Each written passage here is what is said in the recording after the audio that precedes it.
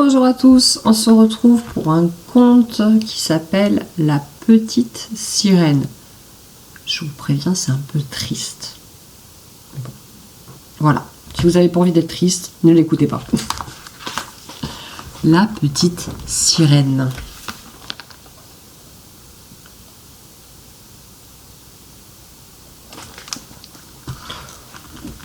Au beau milieu de la mer, à l'endroit où l'eau est bleue et transparente comme le cristal, et si profonde qu'on ne peut y jeter une ancre, s'élève le château du roi de la mer. Veuf depuis de longues années, il élève seul ses 6 filles, aidé de sa vieille maman qui s'occupe de l'éducation des petites princesses. La plus jeune était la plus belle de toutes. Sa peau était fine et transparente et ses yeux bleus comme l'océan profond. Mais comme ses sœurs, elle n'avait pas de pieds. Son corps se terminait par une queue de poisson.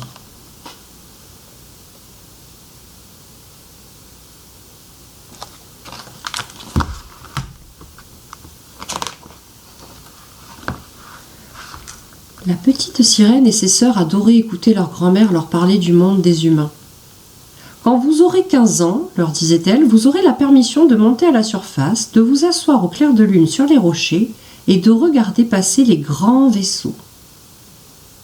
Lorsque ce jour arriva pour la petite sirène, sa grand-mère la coiffa d'une couronne de lys blanc et attacha 6 huîtres à sa queue.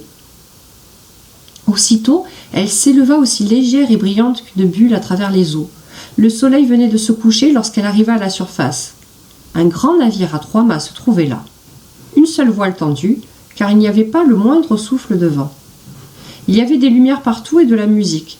La petite sirène nagea jusqu'au navire et aperçut au travers de la fenêtre du salon un jeune prince aux yeux noirs. Cette fête célébrait son anniversaire. « Comme il est beau !» pensa-t-elle.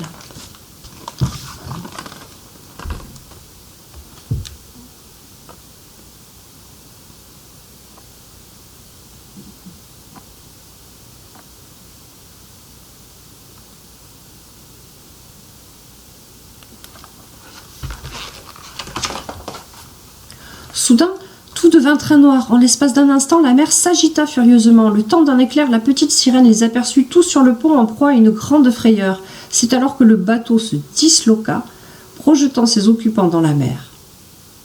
N'écoutant que son cœur, elle se précipita au milieu des débris pour sauver le jeune prince.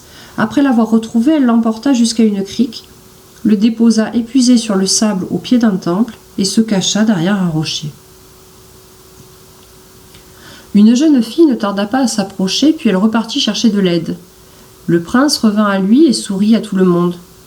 Cependant, il était loin d'imaginer qui l'avait sauvé en réalité. Maintenant que la petite sirène savait où il habitait, elle revint souvent le soir et la nuit. Elle s'avançait bien plus près du rivage qu'aucune de ses sœurs n'avait osé le faire, et restait à regarder le jeune prince qui se croyait seul au clair de lune.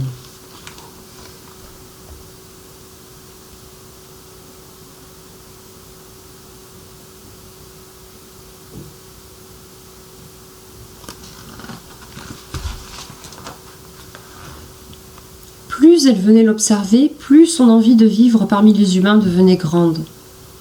Surprise que les hommes ne respirent pas sous l'eau, elle questionna sa grand-mère. « Les hommes ont une durée de vie plus courte que nous, lui répondit-elle, alors que nous vivons près de 300 ans. Cependant, à la fin de notre existence, nous devenons écume sur les flots. Nous n'avons pas d'âme immortelle, nous ne reprenons jamais vie. Les hommes, au contraire, ont une âme qui vit éternellement. » La petite sirène ne pouvait oublier le beau prince. Bien qu'elle en eût très peur, elle décida de se rendre chez la sorcière de la mer pour lui demander de l'aide. « Je sais ce que tu veux, » lui dit la sorcière. « Et c'est bien bête de ta part, car cela ne t'apportera que le malheur. Je vais te préparer un breuvage que tu emporteras jusqu'au rivage et que tu boiras avant le lever du jour. Alors, ta queue se divisera en 2 jolies jambes. Mais cela te fera souffrir, comme si tu étais transpercé par la lame d'une épée.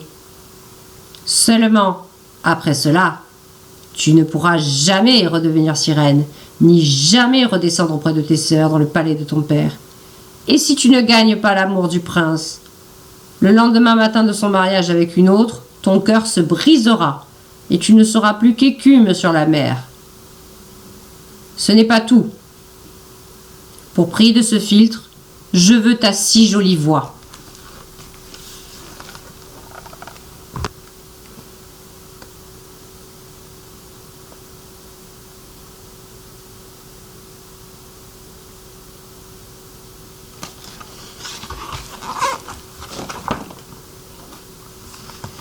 De retour au palais de son père, la petite sirène, à présent muette, n'osa pas aller auprès des siens et leur dire adieu avec son cœur. Elle traversa les flots sombres de la mer jusqu'au rivage et avala la brûlante mixture. Il lui sembla qu'une épée à double tranchant fendait son tendre corps et elle s'évanouit. Lorsqu'elle se réveilla, le jeune prince se tenait debout devant elle. Il lui demanda qui elle était, comment elle était venue là. Comme elle ne pouvait parler, elle leva vers lui doucement mais tristement ses grands yeux bleus. Alors il la prit par la main et la conduisit au palais. Sa main dans la main du prince, elle évoluait aussi légère qu'un souffle, et tous sur son passage s'émerveillèrent de sa démarche gracieuse et ondulante. On lui fit revêtir les plus précieux vêtements de soie et de mousseline. Sa beauté était sans pareille, mais elle restait muette. La nuit, lorsque le château était totalement endormi, elle descendait le large escalier de marbre et rafraîchissait ses pieds brûlants dans l'eau fraîche de la mer. Et puis, elle pensait aux siens en bas, au fond de la mer. Une nuit, ses sœurs lui rendirent visite et lui racontèrent combien son départ les avait tous peinés. Par la suite, elles revinrent chaque soir. Une autre fois, la petite sirène aperçut au loin sa grand-mère, qui n'était guère montée à la surface depuis bien longtemps. Son père vint aussi, mais ni l'un ni l'autre n'osa s'approcher autant que ses sœurs.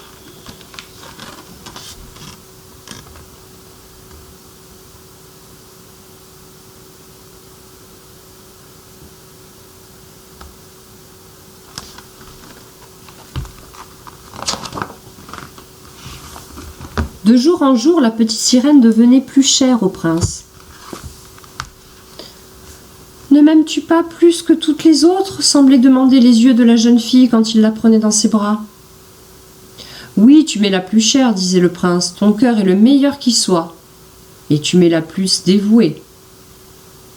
Surtout, tu ressembles étrangement à la jeune fille du temple qui m'a sauvée lors du naufrage, et que je ne retrouverai sans doute jamais. C'est ma bonne étoile qui t'a envoyé à moi. Nous ne nous quitterons jamais. » Hélas, il ne sait pas que c'est moi qui lui ai sauvé la vie, songeait tristement la petite sirène. Mais voilà qu'on commença à murmurer que le prince allait se marier, qu'il allait épouser la ravissante jeune fille du roi voisin. La petite sirène secoua la tête et rit car elle connaissait les pensées du prince bien mieux que tous les autres. « Je dois partir en voyage, lui avait-il dit. Je dois rencontrer cette belle princesse, mes parents l'exigent, mais ils ne m'obligeront pas à la ramener ici pour en faire mon épouse. Je ne peux pas l'aimer d'amour. Elle ne ressemble pas comme toi à la belle jeune fille du temple. »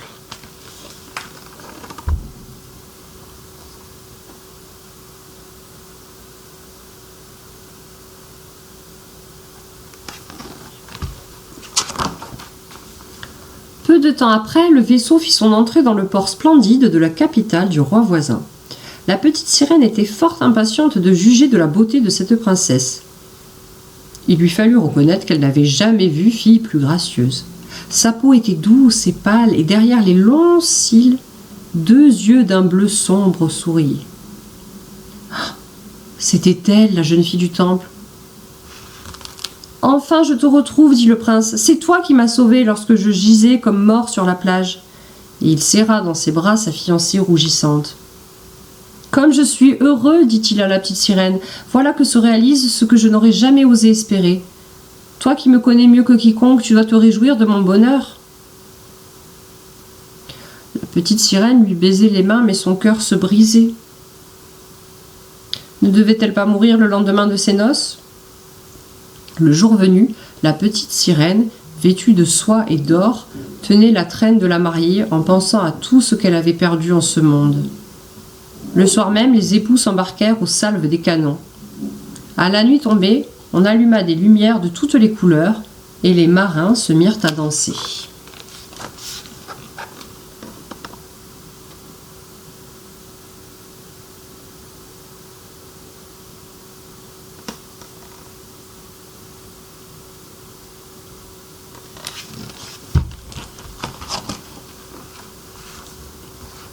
Après la fête, la petite sirène, seule sur le pont du bateau, chercha le premier rayon du soleil qui allait la tuer.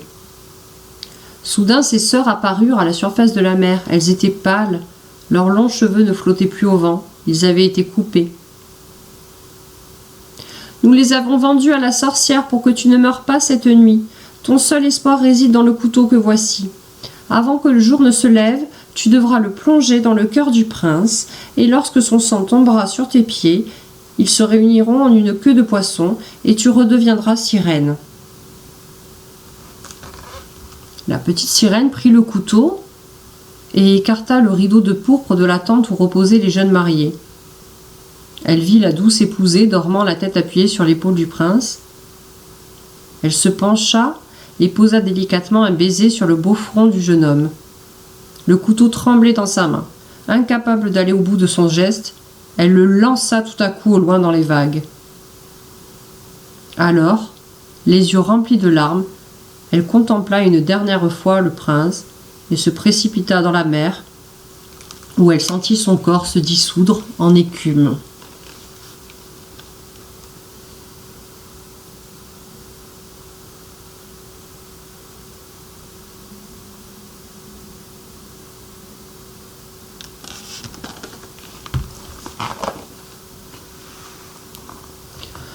Quand le soleil surgit, la petite sirène ne ressentit pas la mort. Dans l'aube naissante planaient au-dessus d'elle des centaines de charmants êtres transparents. « Où m'emmenez-vous » demanda-t-elle d'une voix immatérielle qu'aucune musique humaine n'aurait pu exprimer. « Chez les filles de l'air, » répondirent-elles. « Une sirène n'aura une âme éternelle que si elle gagne l'amour d'un homme. Il en est de même pour les filles de l'air qui peuvent, par leurs bonnes actions, s'en créer une. » Alors la petite sirène leva ses bras transparents vers le soleil, et pour la première fois, des larmes montèrent à ses yeux. Sur le bateau, elle vit le prince et sa belle épouse la chercher de tous côtés. Elle les vit fixer tristement leurs regards sur l'écume dansante, comme s'ils avaient deviné qu'elle s'était précipitée dans les vagues. Invisible, elle baisa le front du prince, lui sourit et s'envola vers les nuages roses qui voguaient dans l'air.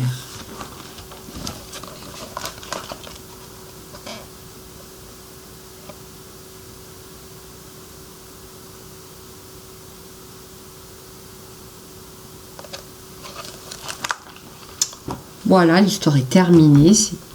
C'est triste, mais la petite sirène a décidé de mourir pour ne pas avoir à tuer le prince. Si elle voulait rester en vie, il fallait qu'elle tue le prince, et comme elle l'aimait, elle a décidé de mourir à sa place.